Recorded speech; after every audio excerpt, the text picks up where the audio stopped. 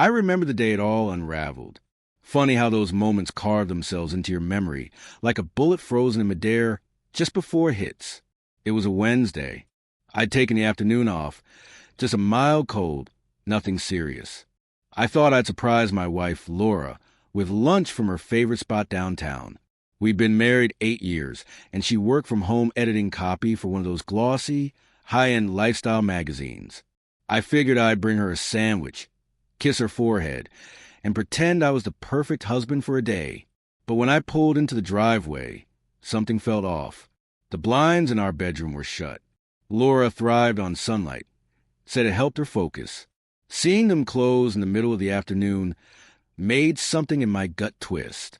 Still, I told myself not to overthink it. Maybe she wasn't feeling well either. I opened the front door, quietly, too quietly. That's when I heard it. A man's voice, deep, calm, confident. Then Laura's laugh, soft, breathy, the one that used to mean everything to me, followed by a hushed, nervous whisper. We shouldn't be doing this. The paper bag slipped from my hand. Her sandwich, turkey and avocado on rye, spilled onto the floor, pieces of it scattered like the pieces of my life suddenly crashing down. I don't recall the next few seconds clearly. My legs carried me up the stairs, though they felt numb. My ears buzzed. My heart thudded, so hard it drowned everything else out. I was drenched in cold sweat when I reached the bedroom door. I stopped. I already knew what I was going to see. I had heard enough, but I had to open the door anyway. I had to make it real. When I pushed it open, the scene hit me like a hammer. Laura was tangled in our sheets, her face pale as death when she saw me. The guy, tall with a beard, scrambled for his clothes like some bad joke. He couldn't even look at me. Laura clutched the sheets to her chest. It's not what it looks like, Drew, she said. I just stared. She looked like someone I didn't know. Not what it looks like. My voice barely sounded human. Tears welled in her eyes. It was just one mistake. Drew, please. One stupid mistake. One mistake. Like that made it easier to live with. I didn't say a word. I turned around and walked out the door. I didn't even know where I was headed. Just that I couldn't be there, not 1 second longer. I ended up at my brother Chris's place. He's a no-nonsense type. When I told her what happened, he didn't sugarcoat a thing. You need to leave her, he said. Don't let her spin it. Don't let her talk her way out. But I couldn't respond. It wasn't that simple. 8 years of marriage doesn't just vanish. Love doesn't evaporate. Even when you want it to. The next morning I came back. Laura was waiting in the kitchen, eyes swollen from crying. She'd made coffee, as if a fresh brew could undo what she'd done. I'm so sorry, Drew, she whispered. It meant nothing. It was stupid, selfish. I'll do anything to make it right. I looked at her for what felt like forever. She looked small, defeated, like the weight of her guilt might swallow her whole. And despite everything, I said, okay. I let her believe we could fix it.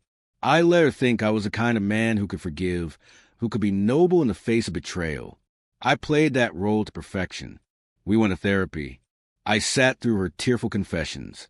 I nodded when she said she'd spend the rest of her life making it up to me. You're stronger than most men, the counselor told me one day. Strong, right? Laura had no idea what I was really doing. The first thing I did was hire a lawyer, a damn good one. Quietly, carefully, I started building my case. Turns out in our state, cheating has consequences, especially when you've got the right attorney. And while she clung to me at night, whispering about how she couldn't live with herself, I was already halfway out the door. She just didn't know it yet. I found out the man's name, Todd Patterson. Worked at a marketing agency across town. Married. Father, too. The kind of guy you'd never suspect. I gathered every shred of evidence I could. The late-night texts I saw on her phone while she slept, the hushed calls she took in the other room, the emails. One message in particular stuck with me. She told him she was tired of her dull marriage. That one hit like a punch to the gut. Once I had everything, I wrote the note. Nothing fancy, just the truth. Laura, you're right. It was just one mistake. But you'll spend the rest of your life regretting it. I left it on her pillow. Friday night came. She said she was going to a friend's house. I had my doubts. I packed the things that mattered. Some clothes, my laptop, the watch my grandfather left me. The rest, she could keep it. Before I left, I took one last look around the house. I deleted every photo of us from the walls, drained the joint bank account I've been paying into for years, and moved the money into a new account in my name only. My lawyer had already confirmed I had every right to do it. But that wasn't the best part. The best part was the email I sent to Todd's wife. I attached screenshots of the messages between him and Laura, along with a note. I thought you should know who your husband really is. I don't know what happened in their house that night, but I bet it wasn't quiet. Then I blocked Laura's number. By the time she came home and saw the empty house, the missing photos and the note on the pillow, it was already too late. I was gone. The aftermath was just as I expected. Laura showed up at my friend Chris's place 2 days later, crying, makeup running down her face. I can't believe you did this, she said through sobs. You just left without even trying. I looked her in the eyes, calm, steady. I did try, Laura. You're the one who gave up. I'm just finishing what you started. But it was just one mistake, she said. I smiled. One mistake that cost you everything. She had nothing to say after that. In the end, I got the house. Todd, he lost his job. His wife sent the emails to his boss. Apparently, workplace affairs weren't taken lightly. Laura ended up in a tiny one-bedroom apartment downtown. I heard through the grapevine that dating didn't go well for her. Small town, word spreads. As for me, I moved on, slowly. 8 years is a long time to share a life with someone. But starting over felt good. No more lies. No more pretending. The first few months were rough. I rented a small 2-bedroom on the edge of town. It wasn't much, but it was mine.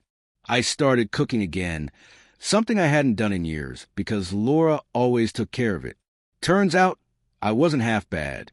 There was something healing about making your own meals, learning to take care of yourself again, one dinner at a time. Work became my anchor, not as an escape, but as a foundation. I threw myself into it. 6 months in, I got promoted. Funny how life clears up when the distractions are gone. I started running every morning.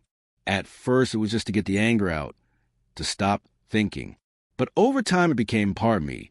Those quiet, early hours, just me, the road, my breath sinking with my thoughts. It changed something inside. Eventually, I started dating again, not because I was desperate to love, but because I was finally ready to be seen without putting up walls. I met Claire in a bookstore of all places. She teased me about the book I picked up. I gave it right back. That turned into coffee, which turned into long walks and deep conversations. I told her about my past early on. She didn't flinch. Claire was smart, funny, thoughtful, the kind of person who saw more than what was on the surface. She had been hurt too. Different story, same betrayal. We didn't connect over bitterness, but over the fact that we'd both come through it stronger. About a year and a half after the divorce, we went on a trip to Oregon, hiking the Columbia River Gorge. She looked at me and said, "You look like someone who stopped running from something." That's when I realized I had. I still saw Laura from time to time, in line at the pharmacy, passing by the post office. We'd nod. That was it. She always looked a little worn down, like she was carrying something heavy she couldn't put down. I didn't hate her. I didn't feel much at all. Just peace. Revenge, they say, doesn't solve anything. But they're wrong. It solved everything for me. Some mistakes shatter your world. But if you're honest, if you fight your way through the wreckage, they can also be the beginning of something.